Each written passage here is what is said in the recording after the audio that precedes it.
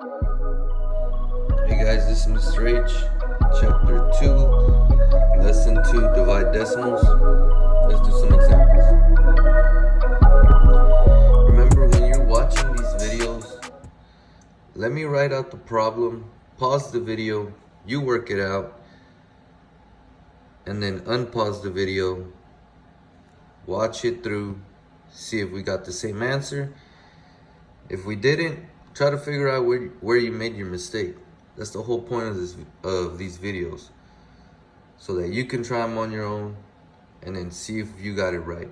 And if you didn't, try to understand where you made the mistake. All right, number 1. 18 and 45/100 divided by 0 and 5/10. You have to be able to read the expression. 18 divided by 45, 18 divided by, 18 and 45/100 divided by 5/10. The number you're dividing is this one. That's the dividend. This is what you're dividing the dividend by, which is called the divisor. Dividend in the house, divisor out the house. Alright, now, this is impossible right here. You can't literally divide decimals. Well, you can, but to make it easier, we have to use the powers of 10. Why do we have to use the powers of 10? To make this divisor a whole number. In order to make it a whole number, I have to multiply it by 10 one time to move the decimal over to the right. And whatever you do to the divisor, you have to do to the dividend. So the same thing times 10. All right. This is a simple trick.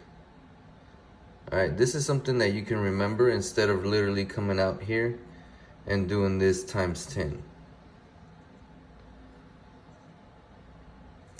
See, it gives me 5, right?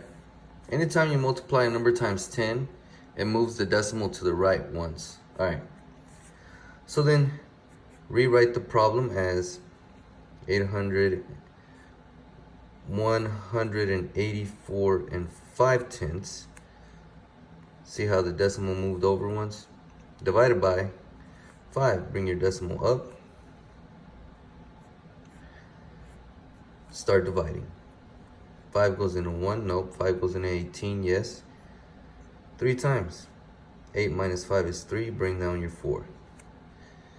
5 goes into 34. 6 times. 6 times 5 is 30. Bring down your 4. Bring down your 5. The 4 I got from the 34 minus 30. 5 goes into 35 9 times. So the answer, which is the quotient to a division problem, is 36 and 9/10. This is called the quotient.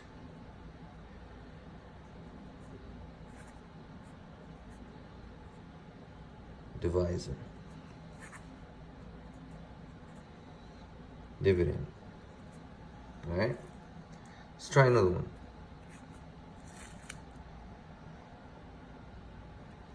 Let's go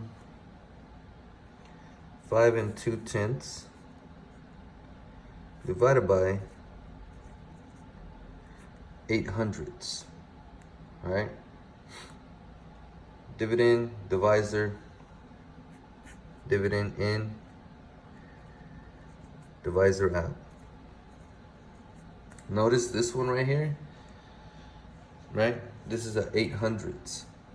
This is the one you want to make into a whole number.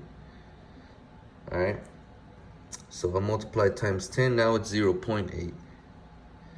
I need to multiply again times 10, which technically is multiplying by 100. Now it's an 8, right? Because I moved the decimal over twice. Whatever I do to the dividend, I have to do to the divisor. Times 10. Times 10. I'm going to add a 0. Now that 5 and 2/10 turned into 520. And the 800s turned into an 8. Now we can divide. 8 goes into 5, no. 8 goes into 52, yes. Let's see, 6, because 6 times 8 is 48.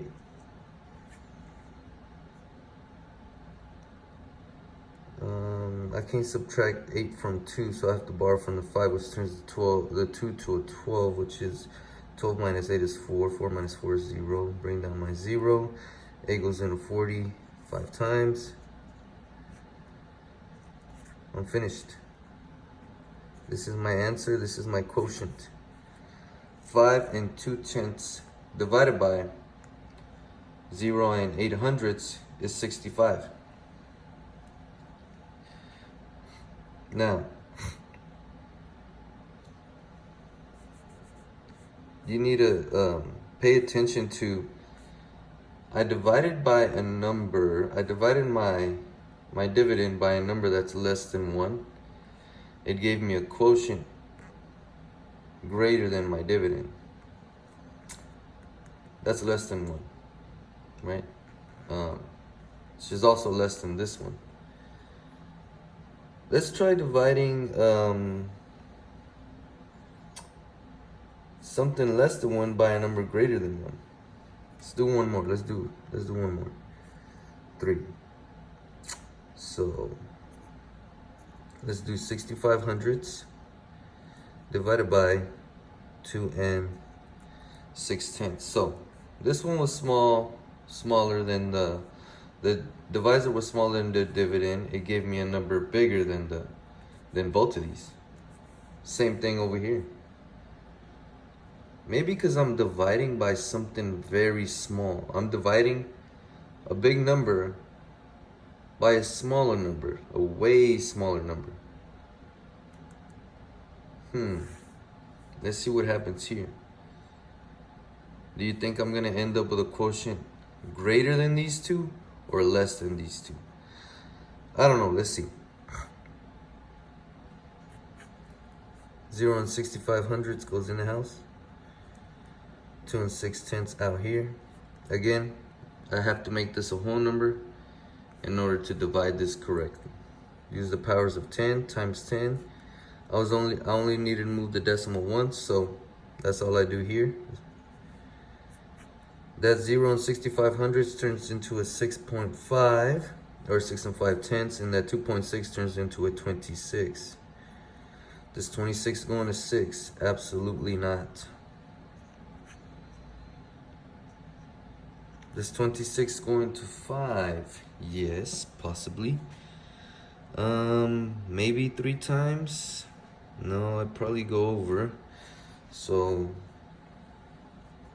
that'd be 18. Carry that 6, 7. Nope. So I'm guessing it's only twice. 2 times 6 is 12. Carry that. 2 times 2 is 4 plus 1 is 5. That is 3. And that is 1. 5 minus 2 is 3. 6 minus 5 is 1. Add a 0. Bring it down. I have 130. I'm trying to get to a 0. I know the only way I can get to a 0 is multiplying by 5. Right? Because 5, 10, 15, 20. See, when I count by 5s, I end up with numbers that have a digit of 0 in them. 5 times 6 is 30. Carry the 3. 5 times 2 is 10 plus 3 is 13. Yep. 130 minus 130 is 0.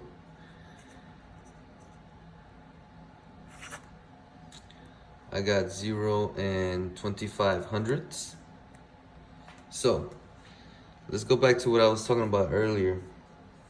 See, I divided numbers here by a number that's a lot less than this number. It's actually less than 1. Less than 1. Now I divided by a number greater than 1, but it was also greater than the dividend. And the result was a number, an answer, the quotient, less than your dividend. That's the concept part of division. If you can figure out, okay, look, I'm dividing one number by a number that's less than that number, my answer has to be greater than the dividend. Now, I'm dividing a number by a number that's greater than the dividend, my answer will be less than the dividend. It's kind of, it seems difficult to understand, but the more problems you do, the more you'll see it. And when you have a multiple choice test and you can conceptualize it like that, you'll be able to get rid of certain answer choices because they'll just look ridiculous to you. Does that make sense? All right, guys.